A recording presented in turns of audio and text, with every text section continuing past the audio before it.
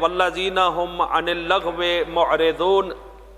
حقیقت یہ ہے کہ اگر آپ قرآن میں تلاش کرنا چاہیں کہ گانا جو ہے اس کی حرمت پہ کوئی آیت نازل ہوئی ہے یا نہیں، تو صراحتاً آپ کو کوئی آیت نہیں ملے گی کہ جس میں لفظ موسیقی آیا ہو یا گانا استعمال ہوا ہو۔ ان آیات سے سمجھا جاتا ہے، یعنی لغو سے مؤمنین اعراض کرتے ہیں۔ اعراض کا کیا مطلب ہے؟ اعراض کا مطلب ہوتا ہے کہ ایک چیز انجام دی جا رہی ہے، بندہ اس سے منہ موڑ کر دوسری طرف چلا جائے۔ ایک معنی یہ ہے، اصطلاحاً معنی یہ بیان کیا گیا ہے کہ کوشش کرے اس کو روکنے کی، اس کو بند کروانے کی۔ ہاں، اگر اپنی کوشش میں کامیاب نہیں ہوتا ہے تو پھر اس محفل سے چلا جانا چاہیے اس کو۔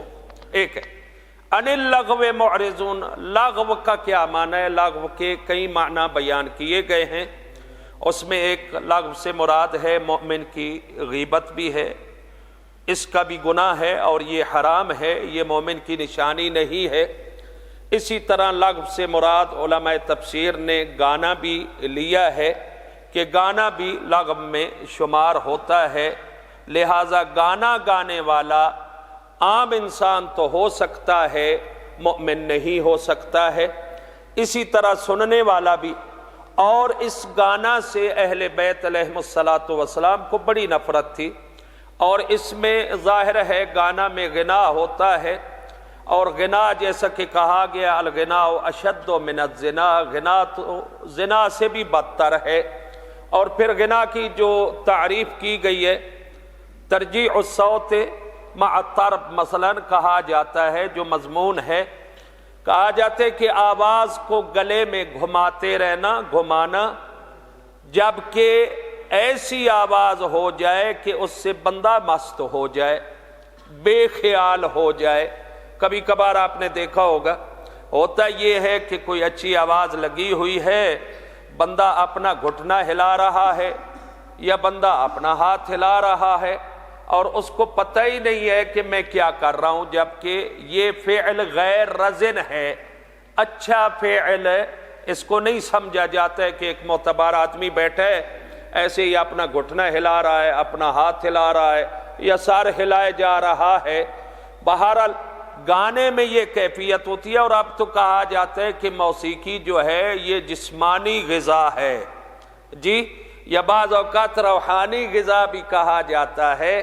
تو بہرحال مومن کی غذا حرام طریقے سے نہ لی جاتی ہے، نہ حاصل کی جاتی ہے، نہ استعمال کی جاتی ہے، کیونکہ چھٹے امام نے ارشاد فرمایا ہے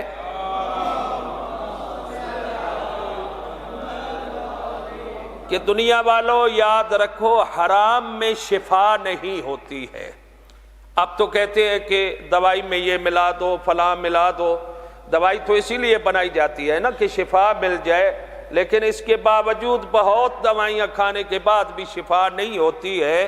تو امام کے فرمان کی اگر تطبیق کی جائے تو معلوم ہوتا ہے کہ جو صادق آل محمد نے فرمایا ہے وہی سچ ہے اور وہی حق ہے کہ حرام میں شفا نہیں ہے۔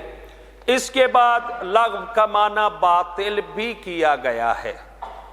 باطل یعنی باطل سے مراد اب آپ بت پرستی بھی لے سکتے ہیں، باطل سے مراد مذہب غیر حق کو بھی آپ لے سکتے ہیں، باطل سے مراد ویسے باطل کا معنی ہوتا ہے جو ثابت نہ رہے، جیسا کہ قرآن میں آیا ہے کہ امام زمانہ بھی اس آیت کی تلاوت فرمائیں گے، جب ظہور ہوگا جاء الحق وزهق الباطل ان الباطل کان زہوقا، کہ حق آ گیا، باطل چلا گیا، اور باطل جانے والا ہی ہے، یعنی جو ثابت نہ رہے اسے باطل کہتے ہیں، اور جو ثابت رہے، ظاہر رہے لوگوں کے سامنے، اسے حق کہتے ہیں، اور یہی حق کا معنی ہے۔